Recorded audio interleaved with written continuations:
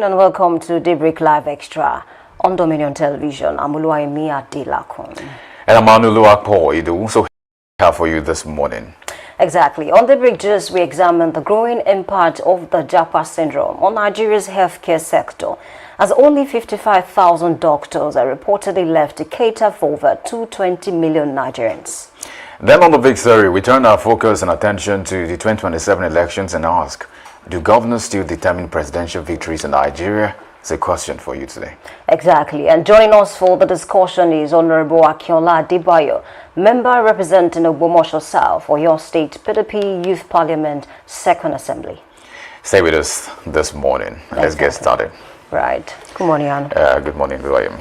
Yeah. What do you have this morning? Well, it's of course something that is not even a news anymore, because it's something that has gone through, it's gone across and beyond. And sometimes you might want to ask the question, but we all know where this started from, But I think I'll just take it to how it was really explained by, according to what we have, that 85% of Nigerians with mental disorders lack treatment access. And I think that's also one place to start the conversation from. 16,000 doctors have left the countries in the last 5 years. And of course, I think one of the leaders was saying it's actually a worsening situation for about only just 55,000 doctors are left for 220 million people. And so if we have just 55,000 practicing and just a good number of them are just medical students at best and have not got into that position of practicing, then it becomes a problem. Now, according to the United Nations, or let's say World Health Organization, it should be a ratio of 1 doctor to about 600 people. Based on this now, what we have is 1 doctor to about 3,600 or 4,000 people. So if 1 doctor has to deal with that brain drain of attending to that much, you can tell that it's already a collapsed, it's already a dilapidated, it's already a malfunctioning system as it is. So if we talk about health, how important is the health sector? Some were saying yesterday that, I think the day before, that the federal government built houses for judges and then they probably left every other person. But I think this should be an all-inclusive kind of thing, a comprehensive outlook to how you can improve the nation. There are different sectors and they almost get their fair share of whatever the government is doing as implementation or project planning or execution. And that's what a lot of persons are actually calling a problem in the country now. Because if you have that much brain drain, I think I saw one of the very funny comments that I saw. Somebody said that 55,000 doctors yet to go. Like that means like these people that you're saying that we have left that are practicing are just maybe not looking for the opportunity, or some of them just have a few things that they're still doing before they take their leave, because eventually everybody would leave if that's the case. But my point is now, and this is where I stand, I believe if we all leave this country, nobody will stand to make it right.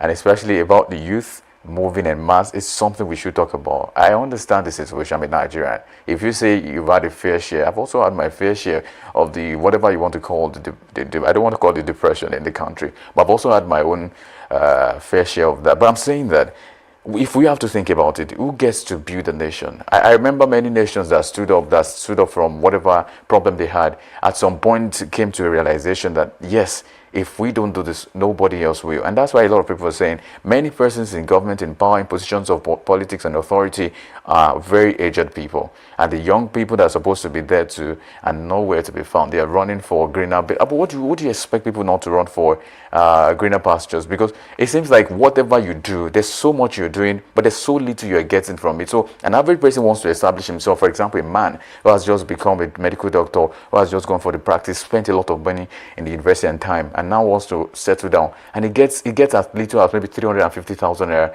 And in this economy, you understand what that is. And imagine what doctors have to do. Their duty is that which requires almost their life, their time, and everything they have. So if you are working in a place and then you don't get the commensurate appreciation for what you're doing, value for money, I think it's something that we should think about. But I'm saying that we, the youth, especially the youth now, we must stand to build this nation. Because if we don't, I'm not sure these people are ready to build anything. They are okay with what they are experiencing. But we cannot stay, because we have a population of youth that is even much more than the people that are at the very old age. But so we have to do something. And I'm not saying I'm not saying we should go out and protest, which is okay, but I'm saying that there's more that we can do than type on our phones and be on Twitter. There's so much we can. I think that's one of the things I have never spoken out. Maybe I've never spoken publicly about this guy Martin Zose, very dark man. But I think if we have to get something right, I think we might have a lot of very dark man to make things right in this country. I'm not saying he's perfect. I'm saying that people don't have to be perfect for you to follow what they do. People can be good in one thing and not be very good, excellent in another, and it's okay. It's just the human nature. We are multidimensional, and it's okay for Martin Sosi, for you not to like him. But what he's doing is something necessary. He's calling for questions. He's asking questions, the right questions, going up to authorities and leaders to ask them, what can we do to this situation? And I think that's the way forward. We need a lot of Martin Sosi.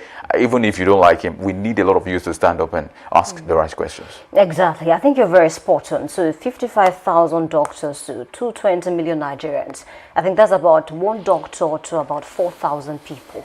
And then it's not looking good. I think Nigerians have been complaining for years now, even before the Japa syndrome became more intense.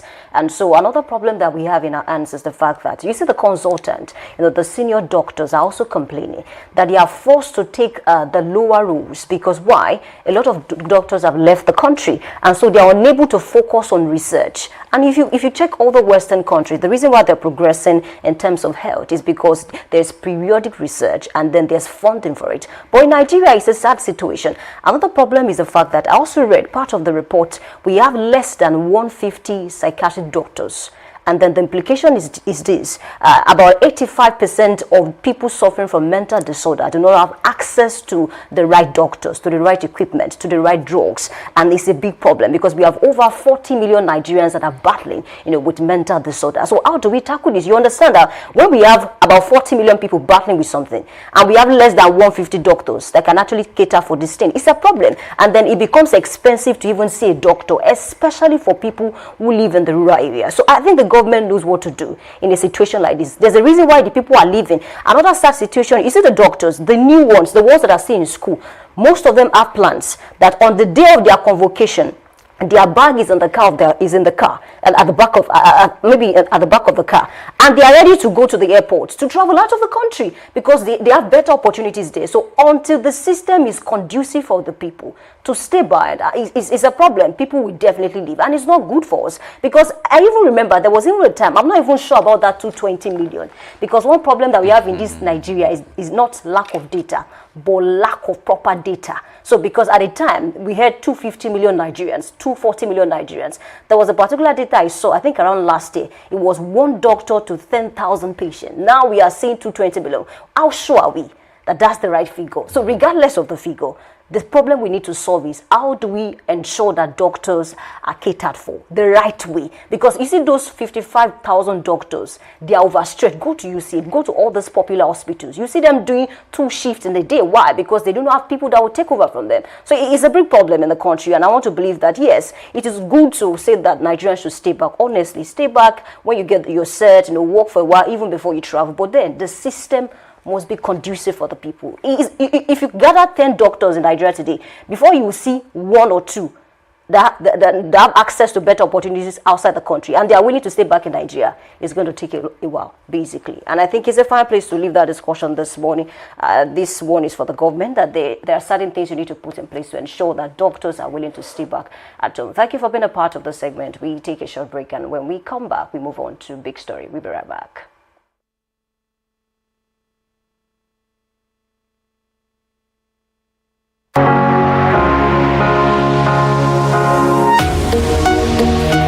Live from the heart of the action. Welcome to the nerve center of Next Level Broadcasting.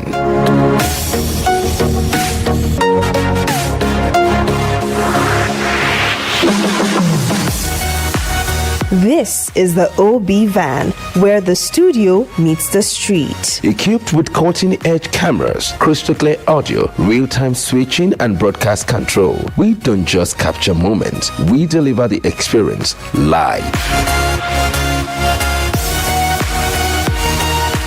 Anywhere Anywhere, anytime, from stadiums to red carpets, breaking news to buzzing festivals, weddings, birthdays, and all sorts of ceremonies. We bring the world to your screen in real time. It's not just a van, it's a complete mobile production house, a command center, a broadcast beast. This is more than a broadcast. This is the OB Van difference. Live, loud, limitless.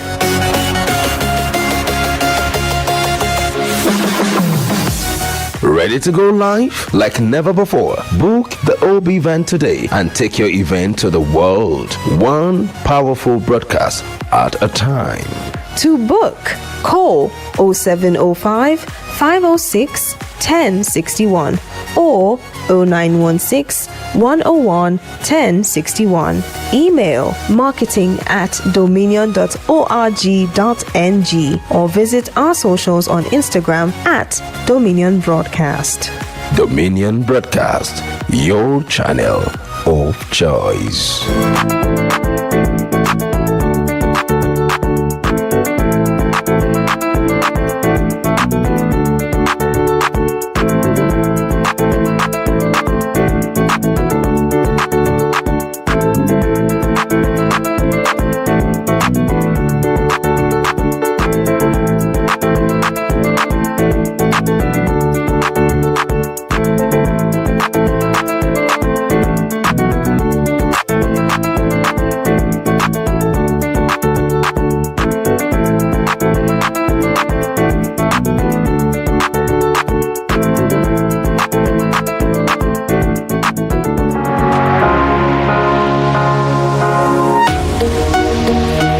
Live from the heart of the action. Welcome to the nerve center of next level broadcasting.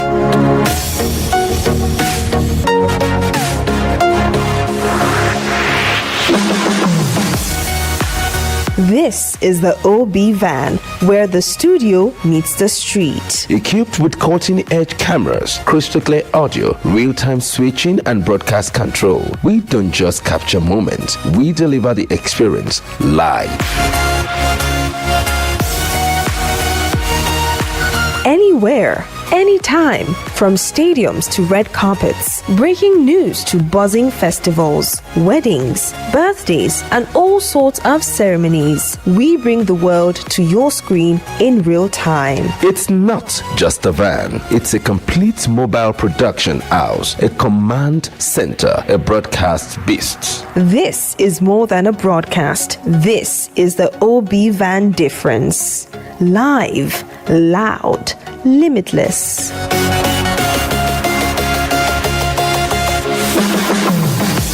Ready to go live like never before? Book the OB Van today and take your event to the world. One powerful broadcast at a time. To book, call 0705 506 1061 or 0916 101 1061. Email marketing@dominion.org.ng or visit our socials on Instagram @Dominion Broadcast. Dominion Broadcast, your channel of choice.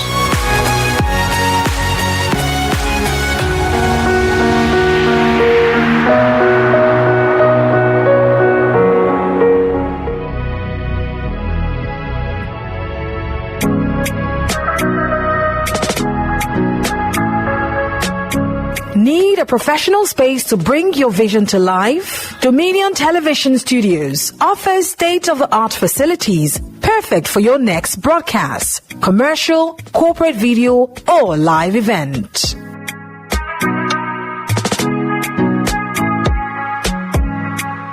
With flexible rental options, cutting-edge equipment, and a supportive team, we provide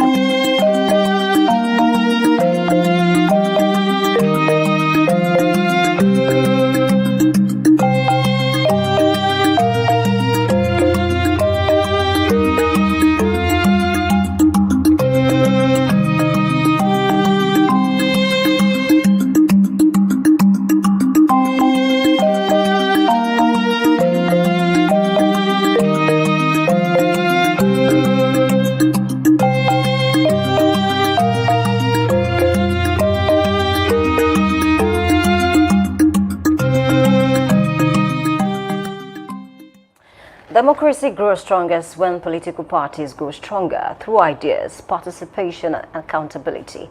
Hello and welcome to Politics Explained, the program where we break down political issues, institutions, and developments shaping our society.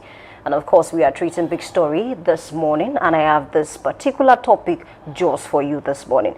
We are looking at the strength of governors. 2027 elections. Do governors still determine presidential victories in Nigeria? And that's the topic for today. And of course, my guest for this morning is Honorable Akinola Adebayo, member representing Ogbomoso South in the Oyo State PDP Youth Parliament Second Assembly. Welcome on board this morning. Yeah, good morning to you, Yemi. It's good to be here again. Exactly. Because I hope the whole situation in the country, I hope our people, wherever they are, I hope they are just praying to God and hoping the best for the country. Exactly. So prayer is important. Yeah, very important. Okay. And so this morning, just like I said, we are looking at that topic, speaking about the strength of the governors. And my first question to you this morning is that, do you still think that it takes the strength of governors to win elections in Nigeria? Because this particular topic was crafted from this headline, the statement of Peter Obi, the presidential candidate of the Labour Party in 2023. He said, and I quote, "I want 12 states in 2023 without any single governor." Okay. From the words of Peter Obi, it's obvious that it was a particular situation that arose then that guaranteed the winning of Peter Obi as at that time. And what was the situation then? People felt, well, there should be a change in the system, the country, and somebody who carried the vision for the youth. As at that time, who was campaigning in the line of the youth was Peter Obi. So I want to say that situation then made a lot of youth, a lot of people from the East, a lot of people, who buy into that particular convincing vision, made them gather together and gave him that vote. Okay. Notwithstanding, governors are very influential. They matter in delivery of vote. Yes, and for many decades ago, we've seen, governors to be the ones who control the party. Of course, for every state, the governor is the leader of that party, whatever party he is in that brought him into governance. He is the leader automatically. So, in delivery of making anybody a president in Nigeria, the governor has a role to play as a political leader, delivering the vote of his own party to whatever presidential candidate that needed to come in. Okay. I'll take you back 2023 in Oyo State. I want to say that even the governor said it himself. I mean, the governor of Oyo State, he said that they deliberately came together. I mean, the G5 governors then, before everybody went their ways, to deliver for the president that we have presently, President Bola Ahmed Tinubu. Even though they belong to another political party. Yes, that means that the party that of President Bola Ahmed Tinubu gave the vote, added to the vote of the other party that the governor was in. Talk of the party of Nyesom Wike also. Talk of the party of the Plateau governor. All PDP, about 5 PDP governors came together and said, my party will deliver for the president. And of course, we'll see how the whole thing turned out after. So that is a pointer to the fact that the president wouldn't have won if not for the effort of the G5 added to the effort of his own party to bring in the president that defeated Peter Obi as at that time. So Peter Obi have just won, but the influence of those governors, brought him to be the second on the Okay, but for Peter Obi now, he had no governor. And he even won Lagos State, and we had a sitting APC governor in Lagos State. That's to tell you that then, the governors are the major people look at for them to, when the governor says this is who I want for the presidential or at the top, the people will go that way. But this time around, I think our people are beginning to wake up to the reality that, even if the governor says that this is how he wants to go, that's his own opinion. Okay. We are ready to go the other way. Yes, we've seen a particular election in this country that a governor, was contesting. In fact, I think he placed a candidate down for people to follow, and the members of this party were not comfortable with that particular person, and they actually work for the other person in the other party. That's to tell you that the governor can say he is, as a political leader, he can influence, but at the same time, it is the mind of the people and whatever people buy into, his followers. So if the followers say they are not going his way, and the people are not buying into that vision, or that vision is not even people-oriented, and they also carry public interest. A lot of people will just, look at the governor like, okay, you have said yours, maybe you will go that way with your people. We, even if you are a member of your party, will go the other way. So I think I'm beginning to enjoy that particular thing, that people do not, buy into visions of the governor, telling them that this is how we are going to go, even if it's against their will, even if it's against their what they want. But it's good for our democracy that people are beginning to wake up to ensure that, okay, governors, you can have your own opinion, and the people who are the followers can have their own opinion in voting whoever they want at this particular Okay, point. let's cross back to 2015, when the former president, Goodluck Jonathan, contested for the second time. Yeah. He had about 28 governors in the party, but he lost. Yeah. And, the reason for losing us at that time was that the other party were able to convince all the governors there. In fact, let me tell you something. Somebody can follow you to a battle and eventually work for the opponent. Okay. Yes. That's a lot that played out during Goodluck Jonathan's. Is that not an attack on democracy? It's not an attack. It's a party affair. Why should you be in a party and work for another party? Well, as we speak in Nigeria today, we have somebody who is being rewarded for the work done. Who is that? For the president. Okay.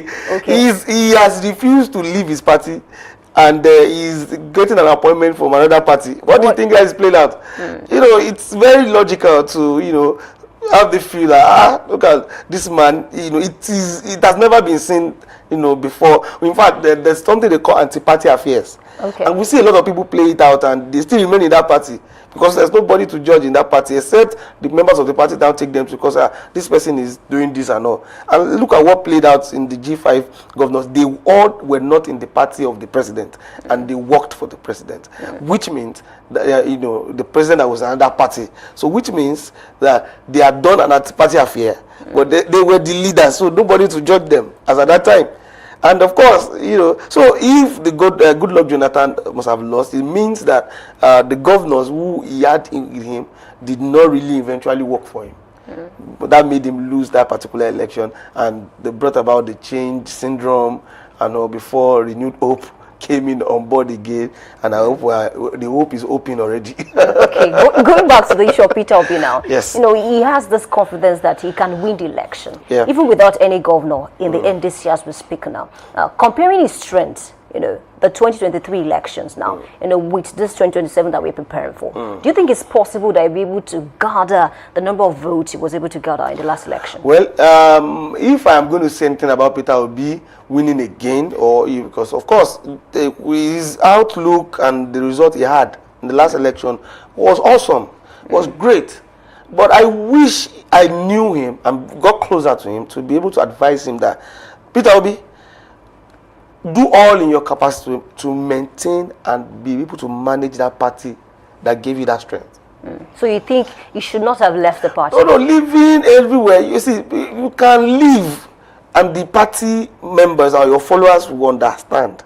But it is about the public interest. Why are you jumping here and there? Our people, the major people who vote, apart from party, you can be a citizen of Nigeria and buy into somebody's vision and might not belong to a party. Now, those ones who gave him that vote, majority of them were not members of that party. They only went with the syndrome of Labour Party, LP. And they were not registered members, but they gave their vote to Peter Obi. So now, you should be able to manage that. LP should by now, manage the affairs. Whoever is going to go will go. Just stay there. Well, the party was in crisis. The crisis is one of the ingredients that makes you know that, okay, this person will be a very good leader when you manage the affairs of the party well. For example, in Oyo State, how has the governor been able to manage the affairs? He made a pronouncement that we are doing a collaboration of PDP, APM. But speaking on that collaboration, I remember that the other faction said we are not interested in any collaboration. Whose faction? You tell me. Well, PDP has factions. Okay. That's established already. We have the some wicked faction, the Blamagun faction, the governor is. And what I want to say is that, see, this particular faction said they are having a collaboration, and they had all that it takes, and we saw it ourselves that the collaboration was even signed by members of other people's the PDP, joining APM, and they had a very good outing. Now, what do you expect the other factions to say? They will also try to downgrade the collaboration. And today, what has played out, APM and PDP, they're having a very good relationship in Oyo State that is going to have a very good outlook at the end of the day. This faction, will it not affect the next elections for this PDP APM collaboration? Oh, it's not going to. In fact, it's going to make it more interesting at this particular point in time. Okay, they had yesterday there was 2 days ago there was a declaration of the deputy running mate of the president, the governorship candidate of Oyo State, Bimbo Adekombi, which is Open Salau. When we had it, the declaration was done in the party secretariat of the PDP. That will let you know that the going and the relationship is getting more interesting. Because of access to the party secretariat. Okay, do you think it's because there's a sitting governor? By now, they should have changed the logo in that secretariat to be APM. But why? The PDP has a structure, the APM are there. In fact, the PDP ESCOs were seated. So what's the end game now? I mean, what's the end to all of this? Is it that after the elections, you're going to merge the two parties together and make it become one? Well, just like what we had, I mean, in 2015, that ACN and then CPC came together and formed one single party. Even the APC that we have today, had emerged from the AC before the moved into the other one, and another party, and the same, and all this were brought about with factions. It's not as if they just woke up one day and say we're changing the name. No, a faction left and they said, okay, instead of bearing the same name with these people, let's have a change in name. Okay. And so from AC to ACN, and before ACN, before you know it, the APC, all progressive. So it was a faction, Tinubu faction, went out and became APC that we have today. So that's to let you know that factions will always be very interesting and always come up in parties, disagreements, But me, I am off on the fact that Peter Obi will have just managed that party well, and so that people will not start changing and confusing people. But it's not the only candidate. Look at Atiku. Atiku left PDP about twice, came back, left again. In fact, he can still come again before we go into the elections. I'm not sure about that. That's politicking for you. Anybody can wake up and say, okay, today, look at what is happening in the court today. There are two factions already in Oyo State. One is, and two declared being the gubernatorial candidate. But we wait for INEC. When they upload, to settle the score. Yes, because they can't upload two candidates for a gubernatorial election for a particular party. So we'll wait to see the authentic the gubernatorial candidate by the time that. So that's to let you know that we don't need to confuse our people who are not party members who also go into the elections.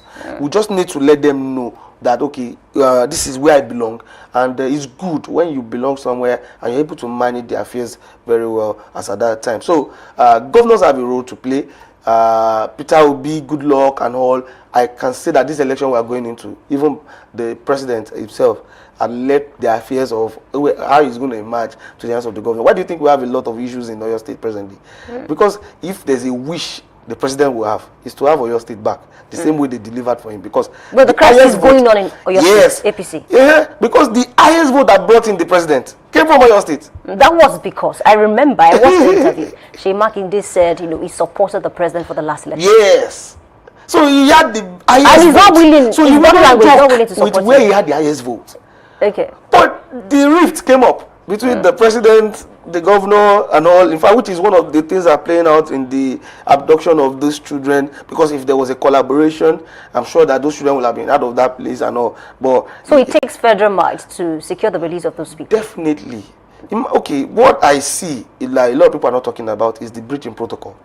You're coming into a state, of course, the federal government owns everywhere, and you're coming into a state and you flew all the way to Gomosho without acknowledging the governor.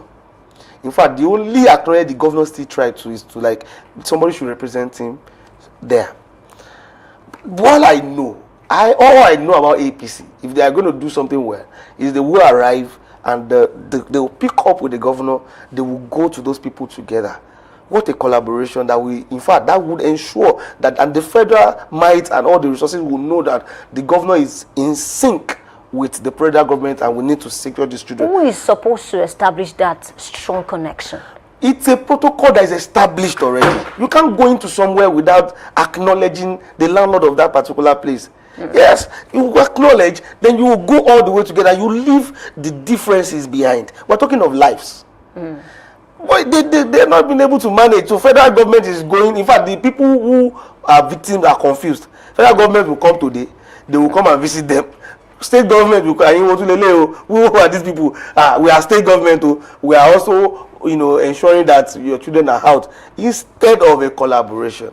And the governor said something when during the VDM protest in Oyo State. Okay. He said he can only call the CP, the Commissioner of Police. He can only call him and talk to him, or call him for a meeting. But there are other states, sorry to cut you Yeah. now, there are other states that have been able to solve the problem of insecurity even without the help of the federal government. I'll give you examples. Okay.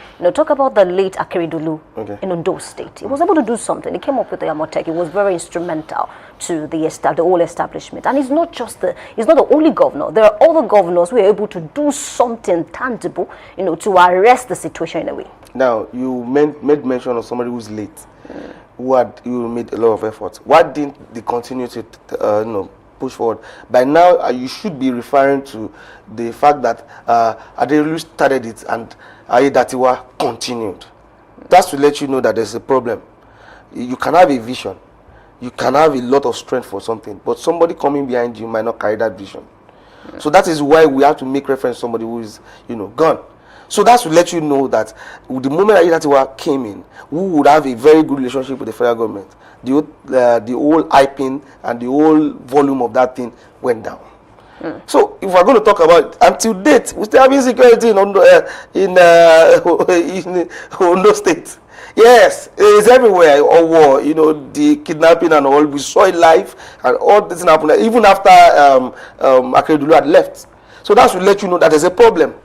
So if we are going to refer to any efforts now, is the fact that he did his own as for Amotekun, and the same vision was bought by the governor of Oyo State also. But do you think his death in a way has really affected the operations of Amotekun? It should not have affected if it was a system and the same person that came after him carried that same vision. I'm talking about for the entire southwest now, because I think the Amotekun, is for the entire southwest, not just for Ondo State now. So because the argument of some Nigerians is this: after the death of Akeredolu, even before he died, the other governors have not been able to, and manage that system properly in terms of ammunition, in terms of funding, basically. Well, let me say this today, that no state government can enforce or empower a particular security outlet without an approval from the state, from the federal government. Yes, in fact, it talks about the carrying of firearms. Okay, I hope you know that the governor doesn't have a right to buy ammunition. Yeah, every approval to buy ammunition and whatever thing comes from the federal government. That's why there should be a synergy, right? And that's why the federal government. I'm telling you that for any state to have enough resources to fight insecurity, the approval still comes from the federal government. So these governors are only, instead of waiting for the state policing thing that has not come to reality, they only poured out a framework, something that a mirror that can make it look like, and they were pleading that if these people, we've lost over 200 Amotekun members, in the fight for insecurity in this country. Lost over 200. And that's to let you know that if you are well, trained and they have these sophisticated ammunition, won't be here where we are today. But I can still say today that the issue of insecurity is still politically, influenced one way or the other. Because why would we? Because you don't want somebody to shine, because you don't want somebody to take a glory. Okay, let's not look. And if there was a collaboration with Southwest governors, Lagos State is not doing Amatekun. Only Oyo, the likes of Ogun. And if we all share borders with each other, so if the security is tight somewhere and they are not able to even be able to rest coming to another state, and they can see another loophole in another state, then what are we talking about? So that lets you know that that's why Akeredolu did the same way the Oyo State government did. Another state, Southwest did. If you went around like that, Southwest would have not been a place that all these terrorists can settle in. But because we thought it was, why will I buy into division? Because Seyi Makinde is not my party. So if I go his way, the president can get angry. That why will I they had a them? meeting. I remember I read a report. I think about last year, the Southwest governors had a meeting, especially about insecurity in the Southwest. So the outcome of the meeting was that, we are going to intensify our effort to ensure that, we are able to safeguard the lives of the people. But unfortunately, the situation become worse. Yes, it has to become worse because if somebody is carrying something and somebody is pulling it down, we are not going anywhere. Okay, let's go back to the issue of Peter Obina, where we started from now. Speaking about the strength of governors, his popularity, can it count for something? Beyond party, you are of the opinion that he should not have left the Labour Party, that gave him the platform. And I remember that, even Wike said, Peter Obi likes Indomie is ready, food is ready, kind of politics. And that's why he ran to the NDC, because he was certain he was going to get a ticket. But now his popularity, can it count for something beyond having governors in the party? Well, Peter Obi is still a major force when it comes to presidential elections and all. I call him a presidential force because I know what his strength can do. Especially when he collaborates with another person who has that particular popularity. Because he won Kano. I know. Yes. In the last presidential election. Kano is one of those places you don't joke with. In fact, let me say that there are certain states that are jokers. Okay. When you play there's a joker that you use, you hide it until when there's a challenge, then it carries and finishes the whole game. What's the assurance that President Bola Ahmed Tinubu does not have the strength to win Kano in 2027? It's slim, personally, to me. With what we're seeing playing out in the whole north now, the northern part are always feeling that they are the one who have the best outlets when it comes to producing a very good president and all. And as we speak, they are doing everything in their capacity to ensure that power comes back to them. Okay. So that's joined with disagreement with the visions of President Bola Ahmed Tinubu in this, even his own, which is Southwest here. So a lot of governors are divided, and I can tell you today that there are some governors who had gone into his party. Okay. By virtue of intimidations that are not happy, but they just have to follow the vision because you don't swim against a flowing river, or else you drown. So you swim along the tide. That is what some of them are doing. That's why it's not easy for Governor Seyi Makinde to, he's trying everything in his capacity to ensure it doesn't drown, swimming against the tides of the federal government. And we are seeing the whole struggle. Are you saying it can never defect to APC? I mean, let's just conclude with that question. Governor Seyi Makinde.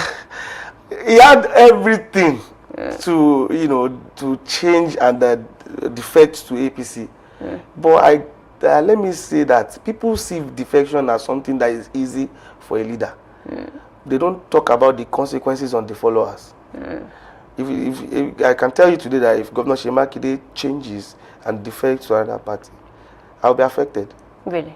Yes, as young as I am, I will be affected because I'm one of those who, if I'm going to go with him, it might be easy for him to ride when he gets there. But it won't be easy because, of course, we know how this is done.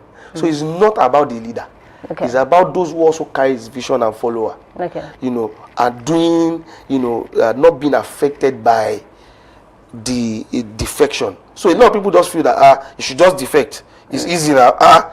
What of the followers? Are we now going to go and queue? As young as I am, it does not. When I came into the state youth parliament, the governor does not know me. But he made sure that process was, on merit. To ensure that it is those, irrespective of who their parents are, irrespective of their political leader.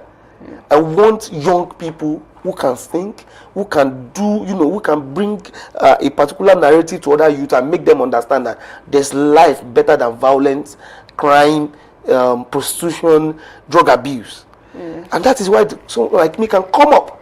So now in defecting, it will give room for all those other shenanigans and all to just infiltrate and all. And we will go into the party with him, and we will now start looking like we will now start knocking on doors that are always open for us. So that's to let you know the consequences of defection. So I'm not seeing the governor defecting at any point in time. And mind you, we've seen people who do what it means to defect. They can play out the game of defection and still remain in the party. Okay, thank you for being a part of the segment. But let me just say this: after the elections, there will be shocking defections. Yes, of course. Basically, it's a fine place to live. And also, don't forget that the law, electoral law that was reformed and all by this president to favor them is already biting them now, because some of the governors who they felt that immediately you can't defect or else you pay fine or you risk going to prison and all, that they didn't secure ticket, those who made the law, so they are already back in the house to say that no, defection is part of the game.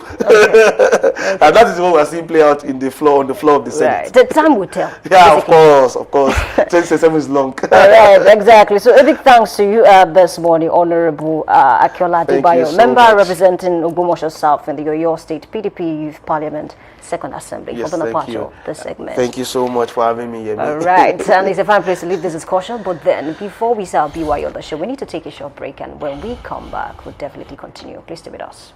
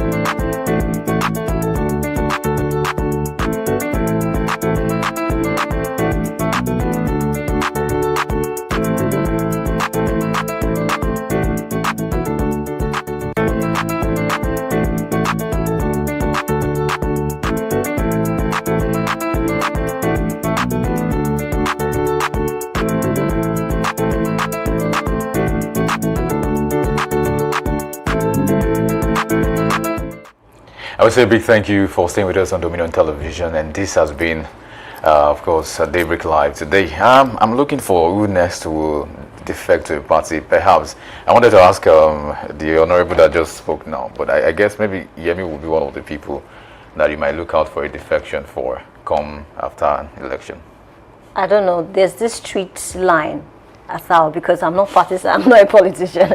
Maybe for the likes of Honorable and others who are politicians, basically. I guess it's a good place to draw the curtains on the edition of Daybreak Live today. Thank you very much for joining us from where you have joined us. Remember to put a comment if you see our post. Please drop your comments and your likes and follows as well. My name is Andrew Ido, and bye for now. My name is Oluwayemi Adelako. Thank you for joining us today. See you on Monday.